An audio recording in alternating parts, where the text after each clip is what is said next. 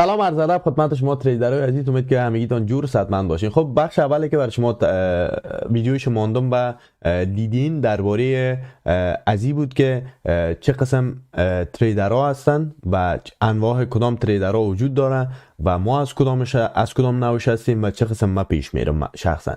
و در این ویدیو هم قرار است که براتون اینال توضیح بدم که کدام اپ شروع بکنیم و چه قسم شروع بکنیم، اپ از کجا دانلود بکنیم و نام اپ چی است. کلی معلومات قرار است که براتون در این ویدیو بدم که آیسته بخیر باز مراحل دیگه شام براتون میگم. پس این ویدیو رو حتما تا آخر تماشا بکنید. خب دوستان عزیز، اینال ایتو موضوعی است که شما باید یک اپ مخصوص داشته باشین و در این اپ برین و تریدتان شروع بکنین، یعنی تریدتان رن بکنین.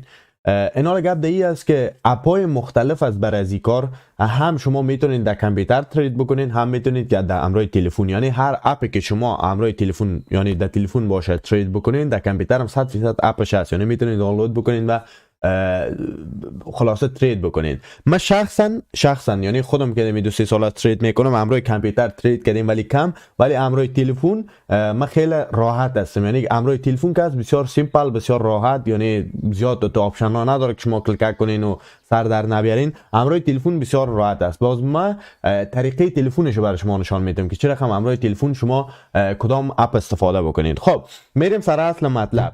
اپایی که من خودم استفاده میکنم اپ میتا تریدر است، نامش میتا تریدر است. این حال ما دو نوع میتا تریدر داریم، میتا تریدر 4 داریم و 5 داریم. این اپا رو شما میتونید که از اپ استور و پلی استور دانلود بکنید، ولی یک چیز رو پیش از پیش براتون بگم که نمیفهم در چند وقت چی شده که از اپ استور، یعنی کسایی که آیفون استفاده میکنن، از اپ استور امی میتا تریدر 4 و 5 رو برداشتن، یعنی کلا اوسو کردنشه. همراه کامپیوتر شما میتونین ویندوز دانلود بکنین خیلی راحت همراهش، ولی براتون میگم که مشکل است یک ذره، یعنی پیچیده است تا یاد بگیرینش و براتون توصیه میکنم کسایی که نویاد هستین و نو میخوان یاد بگیرین همراه تلفن شروع بکنین، خیلی بهتر است. دیگه همراه اندروید است، در پلی استور میتونین میتا تریدر 4 و 5 استفاده بکنین. اینال فرق دو تا چیز، فرق دو تا کدام فرق خاصی نداره، ولی بعضیا یعنی فن میتا تریدر 4 است به خاطر 4 قدیمیش است، ورژن قدیمیش است، و 5 ورژن جدیدش است. این حالا مثلا زیادی کسا هست که در میتا تریدر 4 ترید میکنن و بعضی کسا هست که در میتا تریدر 5 ترید میکنن. و من شخصا بنده خودم همراه میتا تریدر 5 ترید میکنم. یعنی اولا همراه 4 ترید میکنم، 5 بود، ولی پسان 5 شروع کردم به خاطر یگان قابلیت هایی که داشت، یعنی خوشم آمد، به نظر من بهتر خورد، به خاطر از اون که میتا تریدر 5 شروع کردم. خب دوستان عزیز، میریم داخل اپ و مستقیم داخل میشم و براتون نشان میدم. خب دوستان عزیز، میریم داخل اپ و مستقیم داخل میشم و براتون نشان میدم. خب در اینجا بر ما نوشته کرده اوپن ای دیمو اکانت. دیمو اکانت یعنی چیز؟ دیمو همیشه براتون بچه یادآوری بکنم که دیمو یعنی اکانت اصلی نه، یعنی اکانت ریال نه، اکانت اصلی نه، اکانت فیک باشه، یعنی مثلا اکانتی که پیسه فیک در بینش هست، اونو رو برای از دیمو میگن. ما صحیح ما برای از دیمو میگیم. خب از می اول که می داخل میشین در اپ براتون میگم یک دیمو میخوایم باز بکنم، شما میتونید ریجکت بکنید. در قسمت چارت است. خب 4 چیزی است که امو کندلا در بینش است. ما در ویدیوهای آینده ان شاء الله براتون دانه نشان میدم که در این چی کارایی داره یا چی نداره. و این قسمتی است که کوتس است، امو جایی است که ارزات و بالا شده میره. و این قسمت ترید است، جایی که شما تریدتان رند میشه، یعنی که میبینین که بالانس، اکویتی، فری مارجین، یا کلش بعد ذره به ذره براتون توضیح بدم که چی است. و یه جا استوریز، جایی است که ترید که شما زده باشین از قبل مثلا بسته کرده باشین، در اینجا پوزیشن اوردرز و نشان میده که یعنی کدام ترید زدین. و مهمترین جای قسمت سیتینگ است که شما در اینجا در این نیو اکانت میزنین و در این قسمت یک تو بروکر شما نیاز دارین. بروکر هم بعد براتون یک ویدیو جداگانه با براتون بعد تهیه بکنم و نشان بدم که کدام بروکر استفاده بکنیم. بروکر که مثلا خودم استفاده میکنم، هم اکانت دیمو داره هم ریال داره. و این که شما میتونین که از او بروکر که استفاده میکنم، یعنی اول دیموش استفاده بکنین و پسانتر که آموزشتان بالا رفت و فهمتان که زیادتر شد، میتونین که باز پیسه اصلی در بروکر بندازین و استفاده بکنیم، به خاطر که از اون بروکر خودم هم استفاده میکنیم، یعنی قابل اطمینان است. خب دوستان عزیز، من یک اکانت نیمی لحظه یعنی دیمو جور کردم. این نیمی لحظه در یک لحظه استفاده میشه و جور میشه و گفتم میرو بعد در ویدیو آینده براتون نشان بدم، به خاطر که در یک ویدیو با گنجایش قدر چیز نمی داشته باشه. در این قسمت شما میبینید ارزاس، بر فرض مثال AUD پیسه استرالیا و پیسه امریکا است، مثلا NZ USD پیسه نیوزلند و پیسه امریکا، یورو آودی مثلا پیسه یورو و استرالیا. خب هر پیسی که شما بخواین در اینجا داره. و چیزی که ما بر شما گفتم در درس قبلی که براتون اگر یادتان باشه براتون گفته باشیم که ما فورکس داریم، CFD داریم، استاک داریم و کریپتو داریم. و در اینجا هم که طوری که میبینیم فورکس ماجورز یعنی فورکس است، یعنی جایی است که فقط شما در اینجا کرنسی ها و پیسه ها را میتونین در اینجا ببینید که شامل مثلا یورو میشه، پاوند میشه و نمیفهم خیلی پیسای دیگه.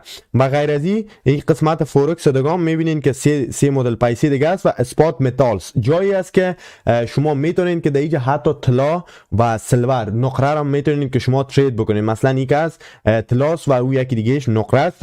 و مثلا شما میتونین استاکا را مثلا D30 اندکس که پیسه آلمان است، UK 100 است مثلا پیسه انگلند است، US30 پیسه امریکا است، US 500 بازم از امریکا است. مثلا این استاکایی است ببخشید اندکسایی است که از طرف امریکا است.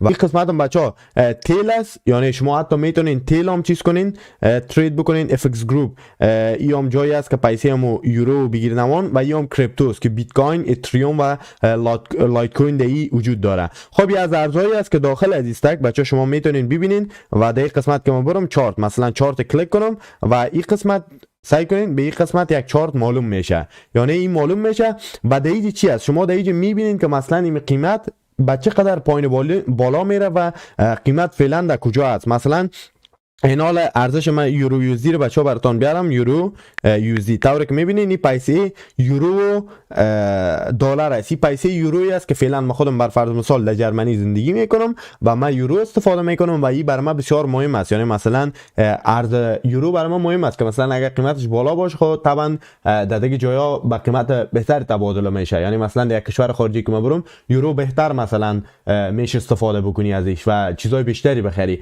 ولی اگر قیمتش پایین باشه خب طبعا مثلا کمتر هم میشه. خب طوری که میبینین فعلا 0.98 سنت و 937 است. به این معناست که مثلا پیسه یورو فعلا از دلار کرده کمتر است. صحیح؟ پیسه یورو از دلار کرده کمتره. خب ما با این چیزایش کار نداریم، به خاطر که ما اینجا آمدیم در این بازار از این بازار بیادر پیسه تراش کنیم. این از این و در این قسمت ترید است. طوری که میبینیم بالانس، اکویتی و فری مارجین.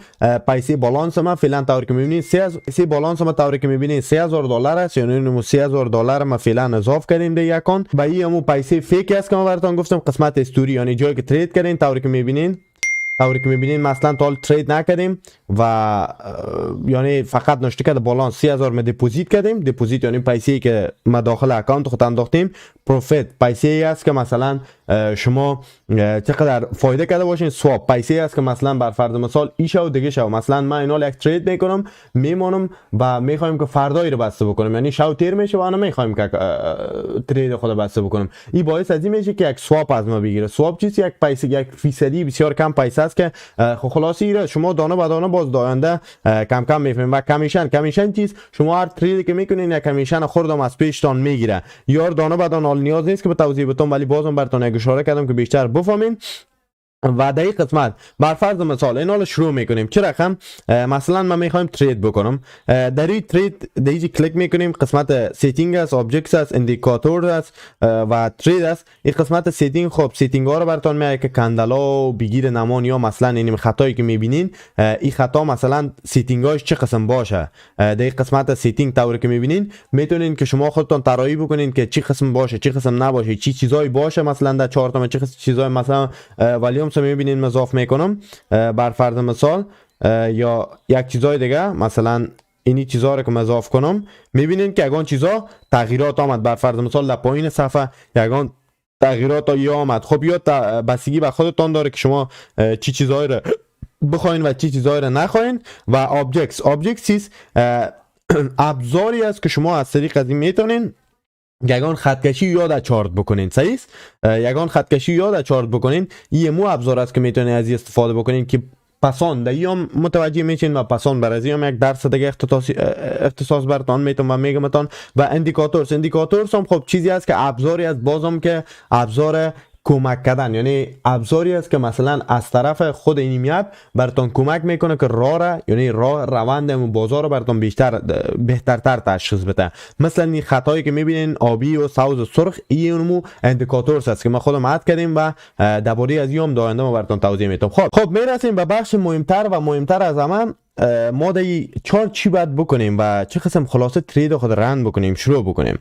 خب این چیزی است، این مارکتی است که مثلا شما و کسایی که اینوست میکنین در اینوست کردن طوری است که مثلا ما اینمی قیمت میخرم، اینمی قیمت که اگر بالا رفت ما فایده میکنم، پایین اومد کم ضرر میکنم، یعنی بر فرض مثال به اون شکل صورت میگیره. ولی تریدی که شما میکنین و این تریدی که ما براتون حال نشان میدم، این او چیزی نیست که شما فکر میکنین، یعنی تقریبا اون چیز است ولی کلا یک دنیای دیگه برای خود داره. بر فرض مثال اینی 4 است، من میزنم، مثال میگم من میخوام ترید کنم، میزنم بیادر خود ترید من رند میشه، من یک ترید میگیرم. صحیح است. وقتی ترید خود که رند میکنم، اگر مثلا بر فرض مثال اینال بالا میرنه مارکت، مثلا این چارت 1 دقیقه‌ای است، اینال شما در بالا تایمایش هم میتونین ببینین، چارت 1 دقیقه‌ای مثلا که در 1 دقیقه هر کندل که شما میبینین، هر کندل که میبینین این خودش 1 دقیقه است. مثلا 5 دقیقه‌ای رو بزنم، هر کندل که شما میبینین مثلا ای خودش 5 دقیقه است، یعنی 5 دقیقه وقت گرفته تا این کندل تیر شده. و این دیگه رو که میکلیک کنم براتون سایل میکنین که این کندل 15 دقیقه است. خب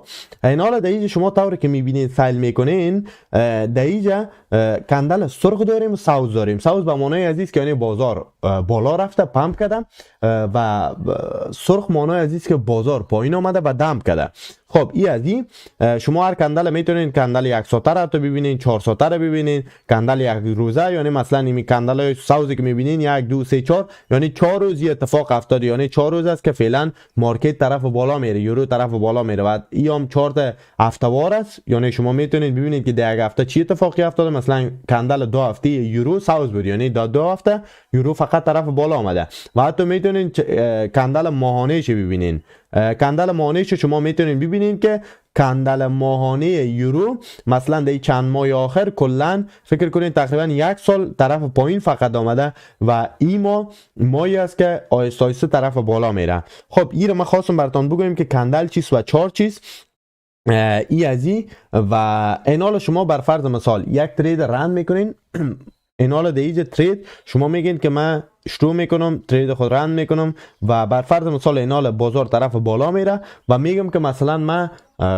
خب خلاصه میزنم و میخوایم که مثلا، یعنی من فکر میکنم، ما تحلیلی که کردیم و فکر میکنم و خطکشی که کردیم میبینم میگم ما بازار مارکت یورو بالا میره، اینال من در این یورو میزنم مثلا بالا میره. نه اینال این طوری است که مارکت اگه بالا بره خوب فایده خودم من میگیرم، اگر پایین به برخلاف جهت ما عمل بکنه این انوست کردن واری نیست که پایین بیایی ضرر کنی، یعنی او رقم نیست، به خاطر که شما دیگه لوریج برای مارکتتان میتین. یعنی چی رقم؟ مثلا از پیسه که شما دارین بر فرض مثلا 100 روپه شما در اکانتتان دارین، شما از طریق بروکرتان، یعنی بروکر که شما صرافی که استفاده ازی میکنین، این پیسه براتون قرض میده. یعنی قرض نه که شما فکر کنین ولی من قرض بگیرم یا ببازم اینجا ثوابی از پشت گردنم بگیره همه فهمات رسم رو پیدا بکنی، نه اون رقم نه، قرض و رقمی نه.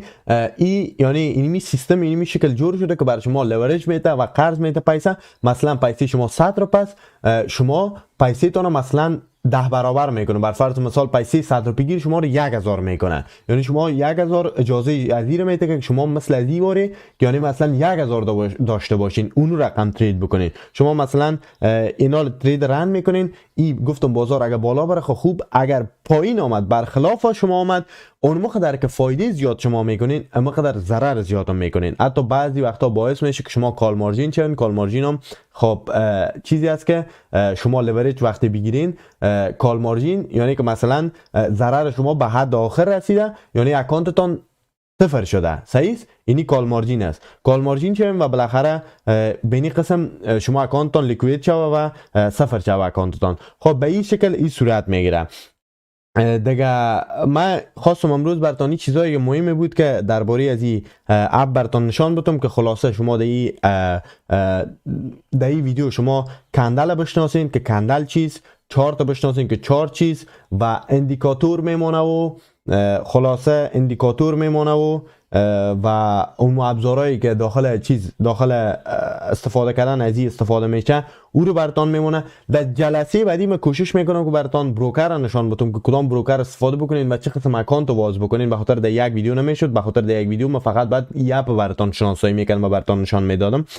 در جلسه بعدی ما براتون 100% بروکر نشان میدم که شما چه رقم یک صرافی مطمئن ثبت نام بکنین و در اوج شما استارت بزنین و در جلسه دیگه براتون نشان میدم که شما آیسا چه رقم خط کشی بکنین، او هم داخل تریدینگ ویو. خب این از درس امروز بود و امیدوارم که دیگه خوشتان آمده باشه. دیگه کدام پیشنهاد انتقاد هر چیزی که دارین میتونین در بخش کامنت برای من نوشته بکنید. کدام کمی کاسی چیزی که ویدیو اگر داشت لطفا در بخش کامنت نوشته بکنید، من کامنت رو حتما میخونم. و تشکر از حمایت گرمتون که در جلسه قبل از ما شد و خیلی خوشم آمد، یعنی به خاطر که اصلا باورم نمیشد که قدر نفر علاقمند از این ترید باشه. من حتما تا آخرش همراهتون هستم، ان شاء الله همه چیز براتون نشان میدم و ان شاء الله با هم دیگه هستیم و با هم دیگه یک جای قول میتیم که پیسه در بیاریم از این کار دیگه. تا ویدیو بعدی شما رو به خداوند یک تام سپارم. هر جا هستین جور و سلامت باشین. الله حافظتان.